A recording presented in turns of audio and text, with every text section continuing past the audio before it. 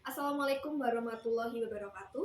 Perkenalkan, nama saya Vanessa Rizky Listiani dengan NIM 4401422051 dari Prodi Pendidikan Biologi Fakultas Matematika Ilmu Pengetahuan Alam Universitas Negeri Semarang. Saya di sini akan menjelaskan dari struktur dan fungsi jaringan otot-lurik, yang mana di depan saya ini sudah terdapat media pembelajaran 3 dimensi yang dinamakan diorama jaringan otot-lurik. Di ujung ini terdapat tulang yang mana dihubungkan oleh tendon untuk ke ototnya. Jadi tendon itu merupakan jaringan ikat padat yang menghubungkan antara tulang dan otot. Nah, yang warna merah yang besar dan berbentuk gelondong ini merupakan jaringan otot lurik. Nah, jaringan otot lurik ini terbagi menjadi 3 lapisan. Yang paling luar, yang merupakan lapisan paling luar dan melapisi dari kumpulan berkas-berkas otot ini disebut dengan epimysium.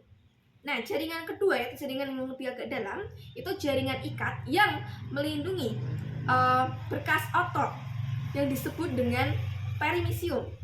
Dan jaringan yang ketiga itu jaringan yang lebih dalam lagi, yaitu jaringan ikat yang lebih dalam yang melindungi serat otot.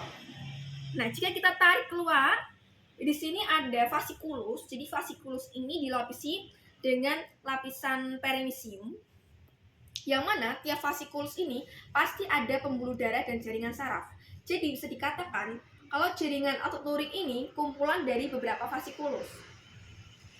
Jika kita tarik lagi, di dalam vasikulus ini ada dari banyaknya sel otot atau serat otot, yang mana salah satu dari ciri khas otot lurik adalah sel ototnya yang berbentuk silindris dan terdapat inti sel di tepi. Nah, jika kita tarik keluar, ini merupakan dari satuan dari otot, yang mana ada kapiler darah, ada jaringan saraf, dan dalam satu sel otot ini terdapat banyak nukleus. Nah, di sel otot ini pasti juga adanya mitokondria seperti sel pada umumnya. Nah, ciri khas dari jaringan otot lurik ini bahwa bentuk sel ototnya ini silindris, terdapat inti sel atau nukleus di tepi, dan banyaknya nukleus. Oke, selanjutnya jika kita tarik keluar lagi, di sini ada yang namanya miofibril. Jadi miofibril ini yang menyusun sel otot, yang mana sel ototnya ini kan tadi dia dilindungi membran sel atau disebut dengan sarkolema. Jadi ini itu bisa disebut dengan sarkolema. Nah, di dalam sarkolema ini ada beberapa miofibril. Nah, di miofibril ini kita bisa menemukan adanya aktin dan miosin. Nah, yang miosin itu bisa disebut dengan filamen tebal. Itu kita ini yang warna hijau ini kita tandai, ini artinya dia filamennya tebal atau disebut dengan miosin. Sedangkan yang aktin atau filamen tipis kita tandai dengan warna merah.